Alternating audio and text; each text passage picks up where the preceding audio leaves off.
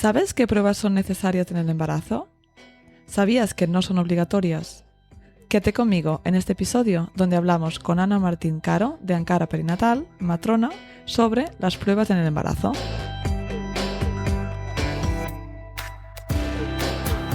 Soy Paula Ripoll, autora del libro Dar a luz con hipnoparto y fundadora de My Baby, My Birth. He ayudado a miles de mamás y sus acompañantes a tener una experiencia positiva y empoderada de parto, con nuestro curso de hipnoparto online y nuestra app gratuita ONA. Mi misión es que consigas tener tu mejor parto ganando conocimiento para entender tus opciones y con herramientas para vivir tu embarazo y parto desde la calma. Hola, hola. Bueno, hoy antes de empezar con este episodio te quería pedir un favor y es que me dieras una reseña en Spotify, en Podimo, en Apple Podcast, ahí donde escuches el podcast. Me ayuda a llegar a más mujeres, a más futuros papás también, a más profesionales que escuchen el podcast, porque aquí hay mucha información veraz, unos episodios, unas invitadas súper buenas y quiero que este podcast llegue a más personas. Así que ayúdame simplemente haciendo una reseña que tardas nada, menos de un minutito y me ayudas mucho. Es una forma de agradecerme todo este trabajo que hay detrás. Bienvenidas al episodio número 74 del podcast Tu mejor parto de My Baby, My Birth. Esta semana tenemos con nosotras a Sara Martín Caro. Hola Sara, bienvenida. Hola Paula, encantada. Qué bien de tenerte aquí. Sí. Sara es matrona desde el año 2012 y consultora de lactancia IBCLC. Acompaña a las mujeres y familias en su embarazo, parto y posparto en Ankara Perinatal, en Madrid. Ella nos cuenta que esto le ha permitido ser testigo y partícipe del poder femenino, la diversidad de cada mujer y cómo la vida se sostiene desde el amor, el cuidado y el respeto a una misma. Bueno, qué bonito, ¿eh? Pero qué verdad, ¿no? Porque a veces no le damos la importancia a todo este proceso. Sí, a veces es difícil como transmitir esto, ¿no? Sí. De qué palabras usar, de qué manera, porque engloba muchas cosas muy instintivas y muy emocionales, que dices como lo plasmo, ¿no? Sí, En 4 palabras, pero creo que he cogido la esencia. totalmente. Así es. Hoy vamos a hablar sobre las pruebas en el embarazo, ¿no? Y es que desde el momento en que una mujer está embarazada, se le ofrecen cada vez más pruebas. Y digo ofrecen, pero en realidad parece que sean obligatorias de la forma en cómo se le comunica a la mujer. Muchas mujeres no saben por qué se les hacen las pruebas, ni tampoco los riesgos que éstas conllevan. Y para muchas mujeres, estas pruebas se vivirán como un chequeo sin más, pero para otras podrá venir con estrés y miedos. Entonces, hoy en este episodio del podcast, junto con Sara, queríamos explicaros un poco más sobre estas pruebas para que tengáis información, ¿no?, de las pruebas que se os van a ofrecer, para qué sirven, y vamos a hablar también de algunos puntos que seguro que no oís en otras partes, pero que para mí pues son súper importantes para tomar decisiones informadas, ¿no? Entonces, bueno, Sara, si te parece un poco así en global y en general, ¿por qué queremos hacer ciertas pruebas en el embarazo? ¿De dónde surge esto y por qué las queremos hacer? Bueno, queremos hacer ciertas pruebas en el embarazo porque primero nos encanta clasificar, ¿no? Entonces se habrá oído mucho de mujeres de bajo riesgo, de medio riesgo, de alto riesgo, ¿no? Y cómo podemos clasificar, entre comillas, si un embarazo está en salud más que bajo riesgo, ¿no? Porque ya ponemos la palabra Sí, que no me gusta esto del riesgo. tan negativa que dices, bajo riesgo significa que algo de riesgo tengo, ¿no? Entonces, como que las palabras también importan, entonces poder cribar de alguna manera que un embarazo está en salud, la única forma que tenemos por ahora es con las pruebas científicas, ¿no? Pues las ecografías, las analíticas, ¿no? Y con todo esto que ya sabemos que cuando estamos embarazadas de repente decimos, tenemos que ir corriendo al ginecólogo, tenemos que ir corriendo a la matrona, más al gine que a la matrona, porque hay mujeres que ni siquiera esta figura la tienen como referente Totalmente. en relación al embarazo, solamente como para el parto.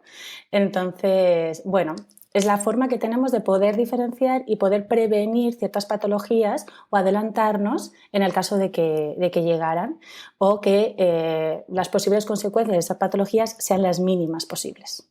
O sea, tienen un sentido. Sí, No, no, totalmente. Y de hecho, algo, por ejemplo, ¿no? Cuando la gente piensa, vosotros acompañáis partos en casa, ¿no? Pero a veces la gente piensa, uy, no, el parto en hospital, ¿no? Gracias a esto hemos salvado muchas vidas. Pero en realidad, muchas de estos ratios, ¿no? Que se ha disminuido la mortalidad materna o fetal, es gracias a las pruebas, ¿no? Que se detectan ya cositas desde el embarazo. Y entonces se puede prestar más atención. Claro, la seguridad y la prevención que tenemos viene de las pruebas y cómo podemos diagnosticar ciertas patologías previamente al parto o todo lo que, aparte de también la tecnología que podemos tener también para adelantarnos intraparto, ¿no? Sí. Pero eso no está en detrimento del lugar en el que tú elijas tener ese parto, ¿no? Y sí que es cierto que depende cómo se ese cribado, pues será más seguro parir en el hospital o será más seguro incluso parir en tu casa en lugar de en el hospital. Entonces, que esto a veces como que no lo entendemos y en otros países que está más normalizado, está dentro del Sistema Nacional de Salud, está mucho más integrado. Entonces, es que si es una mujer que tiene estos criterios y el embarazo ha sido todo en salud, el mejor sitio donde puede parir es en casa. No es en el hospital, ¿no? Entonces, bueno, venimos también de pasar de no tener toda esta posibilidad de cribado y que todas las mujeres no tuvieran elección de parir en casa antes de que surgieran los hospitales y que la tecnología en la medicina avanzara como ha avanzado. Entonces, sí que es cierto que esas tasas de mortalidad materna y neonatal eran mayores, pero porque no teníamos estos recursos. Entonces, a medida que hemos tenido estos recursos, ahora mismo el parto en casa no es, bueno, no es el tema, ¿no? El parto en casa, pero no es las mismas tasas, no son los mismos criterios, no son las mismas mujeres, no es de la misma manera, no tenemos los mismos recursos. Entonces, ahora mismo la mortalidad materna y neonatal en casa o en el hospital es exactamente la misma. Sí, sí, sí. Acompañado por profesionales. Así es, que tengo un episodio con Laia Quesada-Vall donde hablamos en detalle sobre ello, ¿no? Pero que es súper importante tenerlo en cuenta. Pero bueno, volviendo a lo de las pruebas, pues lo importante también es eso, simplemente tener la información a veces, ¿no? Sabiendo que es la mujer decide, pero que eso a veces puede hacer reaccionar o hacer otra prueba o simplemente a lo mejor se detecta algo que al nacer el bebé se sabe que se tiene que intervenir, ¿no? O sea, hay como diferentes formas de actuar. Pero bueno, ya hablaremos un poquito más de esto también. Entonces, si vamos así un poco por orden, ¿qué pruebas se recomiendan en el primer trimestre? En el primer trimestre, en principio, lo que se recomienda es una ecografía bastante básica, en el decir, vemos que el objetivo es ver cuántos embriones hay, pues si hubiera 1 o 2, si estos embriones están intraútero, si ha habido una buena placentación y si hay viabilidad del embrión, es decir, que tenga latido. En principio, y de esta manera también con las medidas del embrión podemos datar más o menos y acercar la fecha probable de parto, ¿no? Y poder ahí, ya empezamos, ¿no? Con esa posible fecha improbable, ¿no? Que luego da tanto peso y tantas vueltas, empieza aquí, en esta primera ecografía, ¿no? Entonces, aquí si hay una variabilidad de más o menos una semana, entonces se cambiaría esa fecha probable de parto, o adelantándola o atrasándola, que esto también es importante, porque en este momento... se adelanta. Generalmente bueno, en realidad como se atrasa, ¿no? O sea, te quitan tiempo, generalmente. Sí, exacto. Entonces, ¿qué supone esto? Que en ese momento dices, bueno, entre el 20 y el 26 me da igual, ¿no? Sí. Pero en realidad, luego al final sí que va a contar esos días, ¿no? Sí que van a sumar bastante y es bastante importante. Entonces, sí que es importante que la evidencia lo que nos dice es que esta variación tiene que ser de mayor de una semana. Esto que hacen de quitamos 3 días, 4 días, tal, no es significativo no. Y de hecho no debería hacerse, ¿no? Entonces esto también es como importante para las mujeres, ¿no? Pero se hace, porque lo veo mucho, sí. Hombre, sí se hace muchísimo. Y de hecho muchas veces no solo lo cambian en la primera ecografía, sino que a veces también lo cambian en la semana 20, cuando ya sabemos que ahí no, ¿no? Pero bueno, que en principio esta es la ecografía donde se podría pasar esto, ¿no? ¿Qué pasa con las ecografías anteriores? Que en realidad no serían necesarias, ¿no? Esto de que me quedo embarazada y lo primero que hago es ir al gine, hacerme una eco. ¿Qué puede pasar? Que todavía sea demasiado pronto como para ver si hay latido, que no podamos sacar datos que son demasiado pronto, nos estamos adelantando mucho al proceso y también puede generar más estrés, más miedos, ¿no? A veces ¿qué es más miedo y más estrés? ¿No verlo? ¿Verlo y no Claro. saber todavía? Pues entra un Sí, poco todo esto, ¿no? Entonces es como esos momentos de solo veo mi sensibilidad mamaria a ver si así de esta manera sé que sigue ahí, ¿no? claro. A veces es complicado. Pero creo que es súper importante lo que dices porque hoy en día hay, o sea, digo culpa, va por los dos lados, ¿no? Por un lado, el sistema sanitario, que hay como muchas pruebas y hay mucha presión en ciertas cosas, y por un lado, las madres, ¿no? Y la sociedad, que tenemos esta impaciencia, que queremos controlarlo todo y saberlo todo, Eso y a es. veces tenemos que entender que, sobre todo en el embarazo, el parto, y también te da lecciones de vida para otros aspectos, que no podemos controlarlo todo, ¿no? Y a veces es simplemente una acción de fe, de confiar y decir, oye, confiemos que todo está bien y nos esperamos a la semana 12, ¿no? Porque no porque se pueda quiere decir que vaya a ser mejor, ¿no? Es el típico ejemplo de más no es mejor, Eso es. Eso es. Porque por en lo que dices. principio las ecografías son seguras, en principio no es algo con mucha intervención en relación a nuestro bebé o a nosotras, ¿no? Pero sí que es cierto que, bueno, pues se aumenta un poquito el calor en los tejidos y aumenta un poco la temperatura, y esto en embriones muy chiquititos, pues a veces no sabemos bien qué consecuencias tiene. Es cierto Sí, que son ecografías muy cortitas, con profesionales que están muy entrenados, o sea que no estamos haciendo ecografías de media hora, ¿sabes? O sí, sea que son muy cortitas. Entonces, en principio no habría ningún problema en relación a esto, ¿no? Pero, bueno, que no son inocuas, ¿no? Y de sí, hecho, sí. pues todas las asociaciones médicas mundiales, su respuesta es esta, ¿no? De decir, cuanto menos ecografías que solamente sean para criterio médico sería lo único necesario durante el embarazo, ¿no? Sí. Que no, que en principio las menos posibles sería lo ideal, Sí, ¿no? y aquí aprovecho la cuña porque sí que hay hoy en día, ¿no? Las ecografías, no sé si a 4D, 5D, A 3D, 4D, a 5D, ya no sé si van a por ya el a 8D, 6D. yo ya no lo sé. Pero que estas sí que no tienen evidencia científica, ¿no? En realidad, y sí que se hacen durante más rato. Bueno, porque sé Sí, que en porque bueno, en España se hacía principio no mucho. son, claro, no son profesionales entrenados de la manera como son los ginecólogos, no son diagnósticas, a veces incluso pueden ver o dar cierta información que luego asuste más, aunque no deberían, ¿no? Pero bueno, estas cosas a veces suceden, ¿no? Y solamente se hacen, pues, entiendo que pues ver para la familia, para ver el Sí, sexo del bebé, ¿sabes? Y en principio no es un criterio sí. médico para Bueno, hacerlas. es simplemente tenerlo en cuenta, ¿no? Que a veces se hacen y se publicitan como si no fueran nada. Y bueno, simplemente tener en cuenta, ¿no? Que, oye, que todos tenemos muchas ganas de conocer al bebé, de verle la carita, pero creo también hay algo bonito en no saberlo todo, ¿no? Y guardar un Claro, poquito de sorpresa para ese día.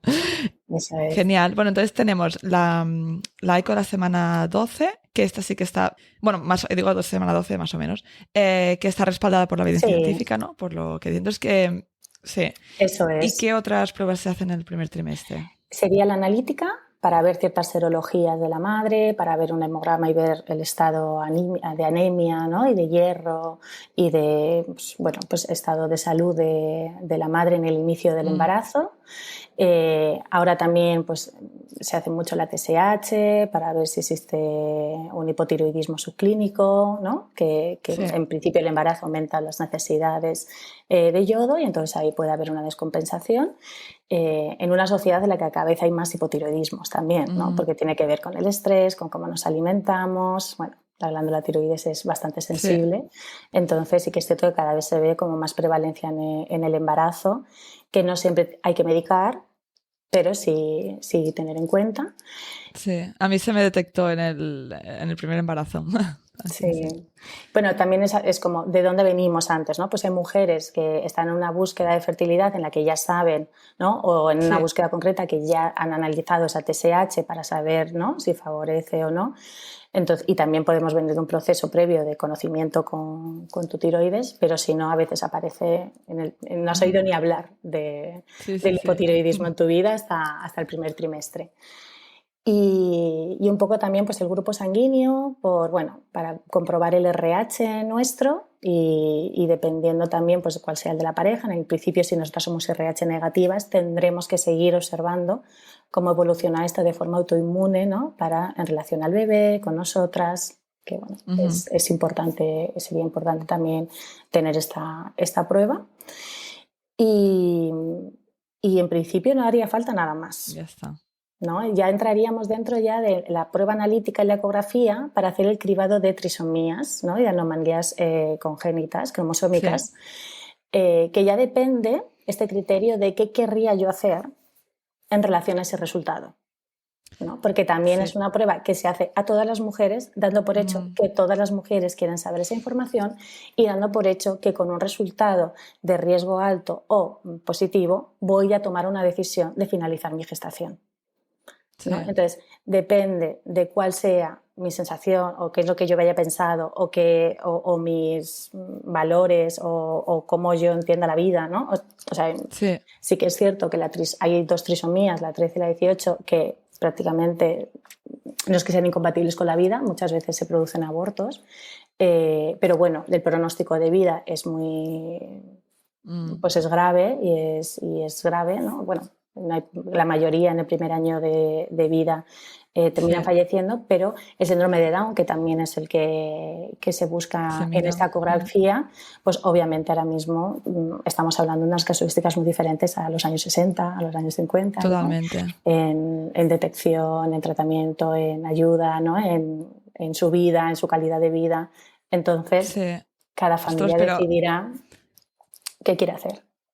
Sí, es que estoy cursando una formación de salud mental perinatal y había una chica que está en un centro que no recuerdo el nombre del centro, pero tiene como título de apoyo a los niños de síndrome de Down, ¿no?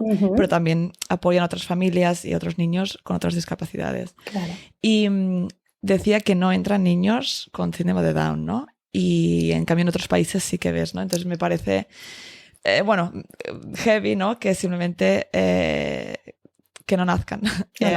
Porque es como dices tú, ¿no? Que a veces totalmente se tiene que apoyar lo que la familia quiere, sin juzgar, pero hay tanta presión a veces desde el sistema sanitario ya que parece que si tú eliges tener un bebé con síndrome de Down, ¿no? Que eres la rara, ¿no? Y bueno, que al final es que la familia decide. Es como si estuvieras, y a veces como estuvieras destinando a tu criatura a una vida de sufrimiento, ¿no? También es un poco así, ¿no? Entonces, cada familia entra dentro de sus decisiones, en su tiempo también para poder pensarlo, poder decidir, ¿no? O sea, que todo tiene sus tiempos, ¿no? Entonces, si esto es algo que yo ya me he planteado previamente, entonces en esa primera ecografía puedo llegar a decidir sin que ni siquiera quiero saber ese resultado. O sea, tú podrías decidir si quieres hacer ese cribado o no. Entonces, sí que es recomendable esa primera ecografía, pero no tiene por qué ser obligatorio este cribado. Sí, totalmente. Esa es la gran diferencia, ¿no? Que parece que esa ecografía va unida porque se hace en ese momento, porque aprovechamos el momento, pero no es una cosa e implica la otra. Súper importante. Vale, entonces llegamos al segundo trimestre. Bueno, ahora también en el primer trimestre hay un test de preeclampsia, que esto es bastante reciente, ¿no? En el que también es un cribado de alto o bajo riesgo de tener preeclampsia a lo largo del embarazo. Vale. Entonces, este es un test bastante reciente que muchas comunidades científicas de otros países deciden no ponerlo de forma sistemática y seguir un poco con los factores de riesgo de las mujeres, ¿no? Pues decir, si cumplimos estos criterios, pues tienes hipertensión, la edad materna, ¿no? Pues la gestación, la raza, ¿no? Pues desde ahí seguir haciendo el mismo cribado, ¿no? Y seguir observando por la tensión arterial, ¿no? Durante todo el proceso del embarazo, poder seguir diagnosticando cuando se dé. En este caso es junto con una prueba en la ecografía, que sería un Doppler, más esas hormonas que también se sacan para el cribado de anomalías cromosómicas, se podría, y junto con la tensión arterial, se podría ver qué mujeres son más propensas a desarrollar una preeclampsia al final del embarazo, a partir de las 20 semanas. Entonces, si saliera alto, muchas mujeres ya les darían un tratamiento preventivo es una aspirina a una dosis mayor que la aspirina, ¿no? Pero que no es anticoagulante, es como de forma preventiva. Entonces ya estamos hablando de que ya en el primer trimestre, si aparece un cribado en el que podría ser positivo, ya estamos empezando la medicalización en el embarazo. Claro, cuando a estamos hablando mujeres que a lo de mejor que no va a tienes... desarrollar. Exacto, que eso es lo importante, porque a veces cuando hablamos de riesgo parece que, 100% te va a pasar, ¿no? O Ujú, 95%. Y es que a veces es simplemente, claro. en este caso no lo sé, la preeclampsia, no sé si tienes tú el dato, pero es que a veces simplemente es Mm, que es un 2% más probabilidad de que te pase, ¿no? O un 5%. O sea que es un porcentaje muy pequeño en realidad cuando te etiquetan sí. de riesgo. O sea, en realidad, claro, la incidencia de preeclampsia es pequeña. Ahora si la tengo por aquí, como de un 5 a un 13% más o menos de las mujeres desarrollarán una preeclampsia, pero la propia prueba tiene entre un 10 y un 20% de falsos Mm, positivos. Entonces, claro, aquí entramos también en la capacidad que tiene la prueba de claro, ser más sensible o más específica a poder cribar mejor a estas mujeres. Entonces, está ahora mismo en duda, ¿no?, si compensa este exacto, porcentaje de sí, falsos positivos en relación a cómo vivencian las claro, mujeres su embarazo, en relación a este posible riesgo que no sí. sabemos si se va a desarrollar. Sí, sí, es que es un margen de error alto, lo que has dicho, sí. Ujú. Vale. ¿Alguna cosa más de la... En principio, en el primer trimestre, poco más. Luego ya, pues Solo las tenemos. recomendaciones dietéticas, la suplementación, el ácido fólico, ¿no? Sí, Que tan importante, incluso pregestacional, antes ¿no? sí. Porque digamos que de lo primero cuando vemos un positivo pensamos en llamar al ginecólogo y casi lo primero sería ir a comprar ácido fólico, Sí, es verdad. porque ya casi llegaríamos un poco tarde, ¿no?, a tomarlo si no hemos empezado a tomarlo. Sí. Bueno, de hecho, folato ácido. Exactamente, folato Folato. ácido, efectivamente, el ácido fólico Sí, metilado, preferiblemente. sí. Vale, entonces en el segundo trimestre, Ujú. ¿qué tenemos aquí? ¿Qué pruebas que se ofrecen? En el segundo trimestre tenemos la siguiente ecografía, que es la siguiente ecografía que por evidencia científica recomiendan, sería la primera y la segunda, más o menos en torno a la Ujú. 20 semana o así, donde digamos que tiene la mayor carga de importancia, porque vamos a ver al bebé Ujú. morfológicamente. Los ginecólogos muy adiestrados, hay ginecólogos maravillosos que solo se dedican a esta ecografía en concreto. Ujú. Entonces es ver a nuestro bebé desde la punta de la cabeza hasta el dedo gordo del pie, ¿vale? Y lo que vemos es Vale, cómo se desarrollan sus pulmones, cómo está su estómago, cómo está su cerebro, cómo están los ojos, cómo están las manos, cómo está la nariz, o sea, todo, todo, todo, cuántos dedos tiene, eh, todo, se ve absolutamente todo. wow. Entonces, de esta manera lo que podemos ver es si morfológicamente, ¿no?, se están desarrollando bien. A veces no se llegará a cosas muy concretas, pero la mayoría de las alteraciones morfológicas en esta semana 20 ya se verían, ¿vale? Por eso se hace en esta Vale, semana y no se hace antes. A veces se adelanta un poco y entonces aparece todavía vemos esto, que es normal porque todavía no ha llegado a su desarrollo, sí, entonces también entra ahí la preocupación, ¿no?, que en una semana 20 nos ya, digan a las madres, no, pero está bien, pero vamos a repetir la ecografía en 2 semanas.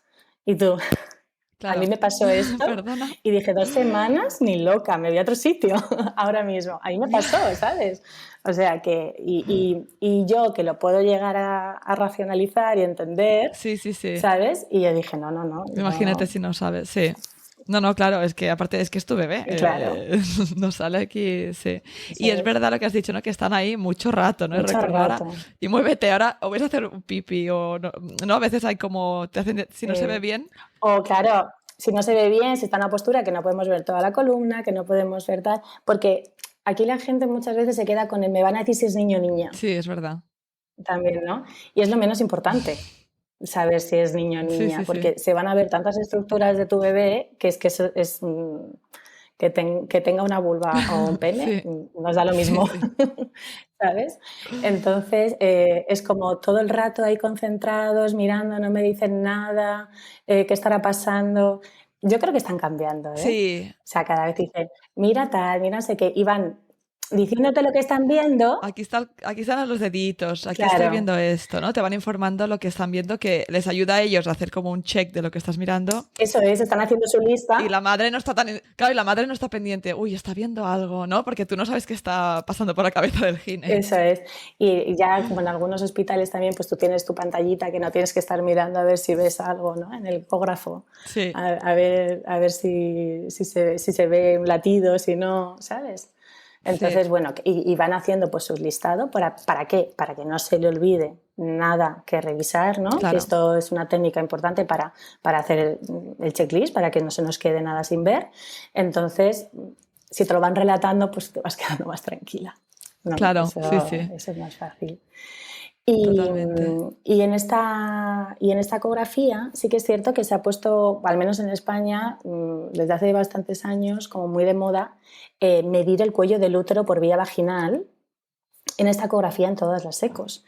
Y en realidad no hay ninguna evidencia que lo avale. Es decir, no es necesario ver la medida de tu cérvix en la semana 20. El único momento en el que sería necesario poder medirlo es si aparecen contracciones y queremos descartar que no te estés poniendo de parto con una amenaza de parto prematuro. Ahí es donde tiene sentido, ¿no? Entonces, bueno, también que si hay mujeres... ¿Y con qué propósito lo hacen? ¿Con este? Para saber... En principio, el propósito, no sé si al inicio sería por ver la variabilidad de las mediciones de los úteros, de los cuellos de útero, porque de ahí se ven qué de largos o qué de cortos pueden llegar a ser los cuellos del útero, y que a lo mejor en el hipotético caso de que apareciera una amenaza de parto, saber cómo era tu cuello del útero inicial. Vale. Pero en realidad el criterio de una amenaza de parto prematuro es que tengas un cuello de cervix menor de 18 milímetros. Es decir, tiene que tener esa medida, si no, es normal. Me daba igual si viniera de 40 milímetros o viniera de 30. Claro, sí, o sea que no parece que esté justificado. En principio no es justificado. Entonces hay muchas mujeres que una ecografía por vía vaginal en el proceso de embarazo, pues a veces pues no sabemos de dónde viene esa mujer, qué experiencia tiene, ¿no? Claro. Y puede ser bastante... O no se lo espera, ¿no? Porque piensas que va a ser solo abdominal, te lo encuentras en el momento, entonces que también puedes decidir que no. Vale, es que sí, no lo había oído, porque normalmente se hace externo, ¿no? O sea, se hace por la barriga. Claro, en principio la semana 20 se hace externo, igual que... Sí, la semana 12 sí que es vaginal. La semana 12 sí que es vaginal. Normalmente sí. Sí, porque es tan pequeñito que a veces no llegamos a verlo de forma abdominal. Claro, y aparte de las ecos, que de hecho estas dos son las únicas avaladas por evidencia en embarazos saludables. Eso es. ¿no?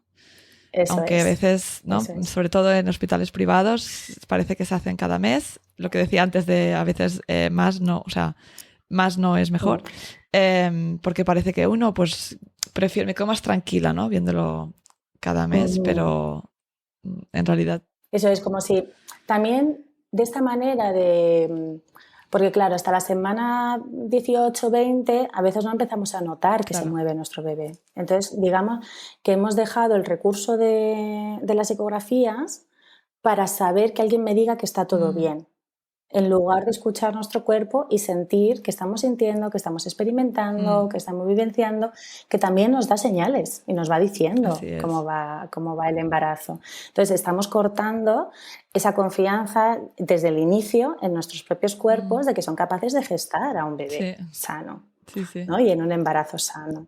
Entonces es como, venga, otra piedrecita más en la mochila, ¿no? Que luego saldrá pues, mucho más adelante, ¿no? Y de hecho, muchas mujeres que a veces han tenido abortos de repetición, digamos que hasta que empiezan a notar al bebé, necesitan muchas ecos. Claro. Y entonces esto también es entendible, ¿no? Sí, depende del proceso en el que tenga cada mujer. Pero ofrecérselo a todas las mujeres por el hecho de querer observar más a los bebés, ya sabemos que observar más a los bebés es contraproducente. Sí. Es más... Sí, es que es como, lo hablaba el otro día, ¿no? Si buscas, encuentras al final, ¿no? A veces, en ciertos, y esto es un caso, y a veces se encuentran cosas y dices, vale, hemos encontrado esto, genial, ¿y qué hacemos? Pues nada, simplemente estás preocupada durante 20 semanas, ¿no? Hasta el día que te saluda tu bebé. Pues tenemos que pensar en esto, ¿no? También no lo pensamos normalmente. Sí, y que muchas veces ciertas miradas nos llevan a más intervenciones en relación también al parto, a la vivencia, ¿no? Y que esto también es importante y que ya sabemos que esto pasa. O sea, que nosotras podemos decidir si queremos esto o no lo queremos, ¿no? O sea, hay opciones de poder hacerte una ecografía cada mes y también tienes la opción de no hacerlo. No por no hacerlo estás poniendo en riesgo a tu bebé. No, y para todo lo ponerlo así contrario. como un ejemplo, ¿no? Pero que algo que oigo mucho, por ejemplo, bueno, esto sería igual más cuando hacen ecografías en el tercer trimestre, ¿no? Pero Ujú. es que el bebé es muy grande, Sí. vale. Pero entonces, si tú no tienes ninguna patología, ya te están diciendo esto, ¿qué impacto tiene? Pues que tú vas a tener miedo porque voy a parir un bebé muy grande. Ujú. Eh, el personal sanitario, tenemos miedo, ¿no? Al bebé grande por si distancia de hombros. Porque no sea capaz de salir sus hombros por el canal del parto. Sí, cuando también sabemos que a veces pasa sin que sea el bebé grande. Bueno, para no entrar súper en detalle en esto, pero la Ujú. cuestión es que a veces te dicen esta información, eso crea un panorama que, pues eso, se va a intervenir más y después o pueden hacer un bebé perfectamente ¿no? de 3,5 kilos, ay, Ujú. es que la eco no estaba bien, ¿no? O se ha intervenido más, O bueno, qué bien que al final no era tan grande, sí, sí, sí, sí. ¿no? Y también menos mal que nos hemos adelantado porque a lo mejor podría haber seguido Sí, creciendo también, o sea, siempre es como positivo. ¿no? O sea que siempre es positivo. Sí, exacto, saberlo. Sí, O después sale un bebé grande que igual hubiera nacido perfectamente si no se hubiera hecho nada, ¿no? Que es ujú, lo que nos dice la evidencia, que muchas veces es simplemente acompañar un parto fisiológico, ¿no? Posturas, tranquilidad, eso y es. ese bebé, en la mayoría de casos, pues van a hacer bien, ¿no? Porque los bebés están... Mira, me acuerdo una mujer que era su Mm, tercer embarazo. Los dos anteriores los tuvo de forma muy natural, sin epidural, tal, en un hospital. Y en el tercero le habían dicho que era muy grande y un venía a tercer inducirse el bebé. parto. ¿Y los otros Y dos un eran tercer grandes bebé. o habían sido grandes? Vale, Fueron normales, menos de 4 kilos. fueron normales. No había diabetes, no había ninguna patología, tal. Bueno, todo es normal, ¿no? El de 4 kilos también, pero bueno, he dicho normal y eran Sí, percentiles estándar. Y entonces ella me decía, claro, me están diciendo mucho, ¿no? Que tengo miedo y que me ponga una epidural, pues acaso es muy grande y tienen que intervenir, ¿no? O tienen que terminar pues, en parto instrumental o tal, ¿no? Y yo tengo las dudas, claro. Y bueno, yo me lancé, ¿no? Y sobre todo con la evidencia detrás, ¿no? Es decir, tú quieres parir de forma vaginal a tu bebé con menos complicaciones, no te pongas la epidural. Ten movimiento, no te sientes en la cama, o sea, claro. y Y así lo fue. tuvo. Parió en la silla de partos. Increíble. Es que suerte que hablo contigo, ¿no? Pero es que es así. Mira, hoy hablaba con una mujer que 3 partos, 3 naturales, el tercero se lanzó a hacerlo en casa.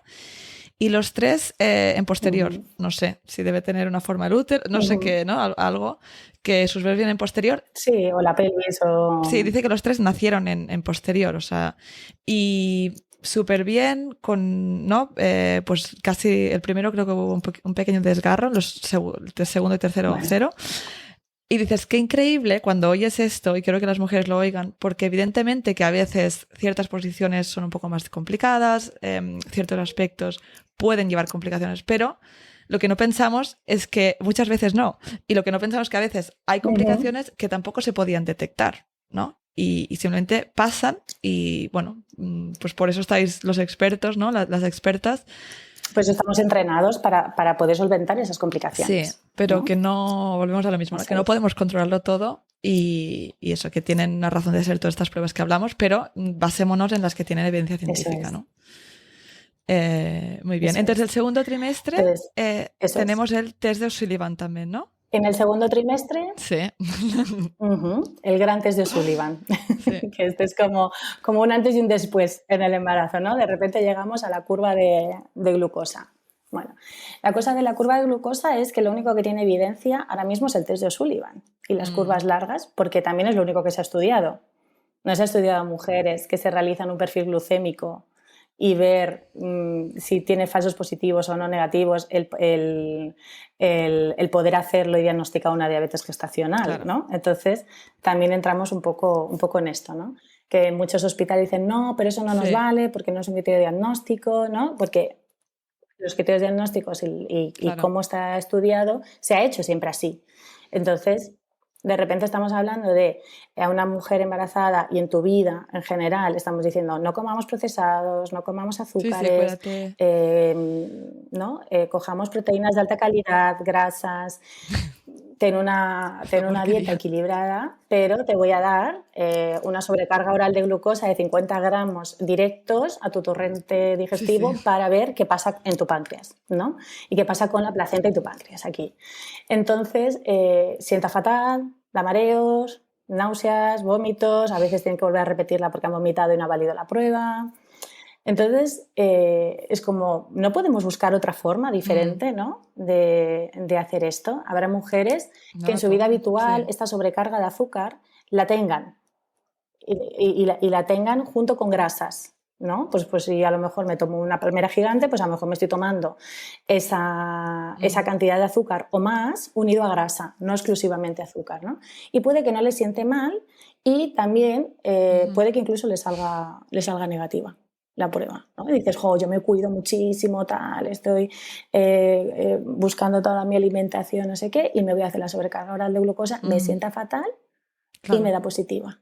Porque tu cuerpo no está acostumbrado a gestionar esa cantidad de azúcar, ¿no? Entonces, esto también es importante. En principio, tampoco es una prueba diagnóstica como tal, es un cribado inicial para ver qué pasa. Entonces, estamos haciendo como 2 pasos a luego hacer una curva larga con más cantidad de azúcar y más, y ver más valores, ¿no? en nuestra prueba, en nuestra glucemia. Y lo siguiente que harán es que si tú das positiva, lo que van a hacer es, vale, vamos a ver qué comes. Sí. Ahora, después de todo, vamos a ver qué comes, cómo te alimentas y cómo funciona tu cuerpo a esa comida que tú estás comiendo. Entonces, en forma lógica, podríamos pensar, ¿por qué no nos vamos allí directamente, ¿no? ¿Por qué no vemos qué estamos comiendo y cómo nuestro cuerpo está asimilando estos nutrientes que le estoy ofreciendo? Y si esto está alterado, vámonos a cambiarlo con la dieta. ¿Qué es lo que van a hacer? Con ese, o sea, después de todas las pruebas, lo que van a decir, tómate esta dieta y vamos a ver qué valores tienes con esta dieta. A veces, si preguntan también qué estás comiendo y cómo lo estás haciendo, tampoco lo sabemos, porque a lo mejor la dieta que tú me estás dando, que ya sabemos que la mayoría de los sitios son obsoletas o no te dan nada y apáñatelas tú. Sí, galletas María, ¿no? Exactamente. Entonces, pues bueno, las mujeres con diabetes gestacional resulta que pasan hambre y a veces sus bebés no cogen suficientemente peso y son pequeños y el estrés de estar contabilizando la comida y que no puedo comer y que no tal, también hace que esto produzca efectos en el bebé, en su desarrollo, en su crecimiento. Eso también lo sabemos. Entonces, si podemos saltarnos pasos, es como, yo siempre les explico a las mujeres, esto es como dar por hecho que tú ya eres diabética. Vamos a hacer el perfil, vamos a dar por hecho que sí que lo eres. Vamos a ver cómo está funcionando tu cuerpo. ¿Están bien las glucemias? Pues ya está, sigue comiendo así. ¿Qué pasa? Que aquí hay un momento también de confianza hacia la responsabilidad de las mujeres. Aquí tiene que ver mucho con el poder que yo te doy de que tú me digas que eso que estás comiendo es lo que estás comiendo y que esos valores que tú me estás poniendo son reales. Porque claro, si yo voy a un laboratorio, te doy esto que es muy medible y me sale este valor, confío en el laboratorio que me está dando esta prueba. Claro. Pero ¿cómo voy a confiar en ti que a saber qué me dices? Claro. Y también te digo una cosa, yo imagino que es mucho más rápido darte, ¿no?, esto para que te lo bebas y tal, que hacerte una entrevista, ¿no? Tener una conversación de media hora. De cómo comes, seguir viendo qué ha pasado después, volver a citarte, ¿no? Y en el caso de que esté algo alterado, seguir haciendo un seguimiento. Sí, sí. Sí, y aparte... sí, es más largo. Sí, por ejemplo, en el Reino Unido es un cribado, no es un cribado universal, ¿no? Se hace simplemente si es una mujer que tiene algún riesgo. En España ahora mismo sí que se invita, digo invita porque como dices tú, ¿no?, que al final parece que se tenga que hacer obligatoriamente, a todas las mujeres, pero en realidad... A todas las mujeres. Hay un episodio muy chulo con Paula Lavandeira, que es una matrona que es especialista en diabetes. Bueno, de hecho, 2 episodios porque nos alargamos tanto que se tuvo que dividir en 2 y lo recomiendo a las mujeres que estén interesadas en esto que estamos hablando, porque ya hablan súper detalle de todo el tema de diabetes, ¿no? Y de hecho, con todo esto, cada vez son más matronas las que nos interesamos en ver bien esto, poder acompañar bien esto, ¿no? Porque ya... Claro, es que cada vez hay más. Claro, y hombre, porque estamos en una sociedad en la que cada vez las resistencias insulínicas son más altas, los alimentos que comemos, ¿no? Entonces, cada vez hay más probabilidad y también la edad materna en la que nos quedamos embarazadas cada vez es mayor. O sea, todo influye a que cada vez seamos más las mujeres que podamos tener una diabetes gestacional en el embarazo. Lo cual no significa que no podamos tratarla favoreciendo que siga el embarazo en salud. ¿No? Que esto también es importante, que yo tenga un riesgo X en el embarazo, no significa que eso se convierta a que todo lo que venga después tendrá que seguir el mismo riesgo. ¿No? Es como muchas veces les explico, si no te ponen... a la preparación al parto, digo, yo puedo tener riesgo de una amenaza de parto prematuro, pero en cuanto mi bebé cumple 37 semanas y 36, ese riesgo ya se ha ido. En realidad 35. Ya puedo parir. Entonces, yo he podido tener ese riesgo, pero después no lo tengo. Claro. Sí, pero es que eso pasa muchas veces, ¿no? Ya te ponen la etiqueta y ya está, ya estás condenada hacia el resto de tu vida, ¿no? Y volvemos a lo mismo, que es importante detectar ciertos riesgos, sí, pero que no se quiten todas las opciones a las mujeres porque tengas esto, ¿no? Porque después si es una diabetes controlada, pues no hay diferencia a una mujer que no haya tenido nada de diabetes, ¿no? O sea, que es importante... Claro. Pero incluso una diabetes controlada con tratamiento médico, es decir, incluso una diabetes controlada con insulina, estamos hablando de que hemos quitado el riesgo de macrosomía fetal. Claro. O sea, ese bebé tendrá el peso adecuado y todas las posibles complicaciones derivadas de una diabetes no controladas las estamos quitando. Por eso queremos prevenirlo.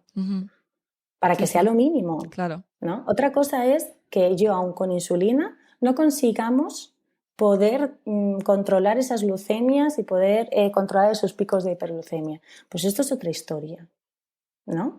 Pero si lo hemos podido controlar y la mayor parte del embarazo ha estado controlado, pues ya está controlado. Sí, pero siempre es eso, ¿no? El de easy, ¿no? Siempre están los easy. Sí, pero es muy importante. Sí. Vale, ¿y qué más? En el segundo trimestre tenemos otro análisis de sangre, ¿no? Las matronas vampiras. Eso es. Que nos van sacando sangre. Siempre queremos sacar sangre. Bueno, sobre todo queremos sacar sangre para seguir viendo el estado anémico de la mujer, porque las necesidades de hierro siguen aumentando. Y aparte de la dilución de la sangre que hay, tendremos una anemia fisiológica en el embarazo, pero sí que es importante cribar de alguna manera cómo se está desarrollando de cara al parto y al posparto, ¿no? En qué reservas vamos a tener de cara a ese momento, ¿no? Entonces, en principio con un hemograma, y a veces también ponen bioquímica pues, para ver marcadores de hipertensión, para ver el estado renal, todo. Pues también, y urocultivos en todos los trimestres hacemos. La evidencia dice que en realidad con hacer uno sería suficiente. Vale. En todo el embarazo, pero lo hacemos en todos, y más que nada porque una posible infección en el embarazo generalmente son asintomáticas y sí que puede producir contracciones y amenazas de parto prematuros. Y bueno, también hay algunos bichitos interesantes que colonizan la vejiga, pero también pueden pasar al líquido amniótico, tal. Entonces, pues bueno. Perfecto. Sí. Es interesante poder observarlos. Vale, hasta aquí este episodio. He tenido que dividirlo en dos porque había tanta información, tantas cosas que nos cuenta Sara que son súper importantes para vivir nuestro embarazo empoderadas y entender las pruebas que se nos ofrecen para poder decidir, ¿no? Entonces, en el próximo episodio, la semana que viene, tendréis la parte 2, donde hablaremos de las pruebas del tercer trimestre, como el estreptococo grupo B, hacer monitores y tactos vaginales al final del embarazo, más análisis de sangre. Hablaremos también sobre pesarnos en el embarazo. ¿Es realmente necesario hacerlo durante todo el embarazo o no? Así que bueno, me despido de ti. Quiero desearte que tengas una muy feliz semana y nos vemos la semana que viene. Si te ha gustado este podcast, dale al seguir, valora y escribe una reseña. Y comparte en tus redes sociales para que este podcast llegue a más mamás y familias. Puedes seguirme en Instagram @mybabymybirth. Y recuerda descargarte la app ONA de forma gratuita en App Store y Play Store, donde encontrarás las relajaciones de hipnoparto junto con un contador de contracciones u olas. Y si quieres profundizar en los temas que hablamos en el podcast, puedes adquirir nuestro pack digital de hipnoparto para conseguir tu mejor parto. Te veo la semana que viene.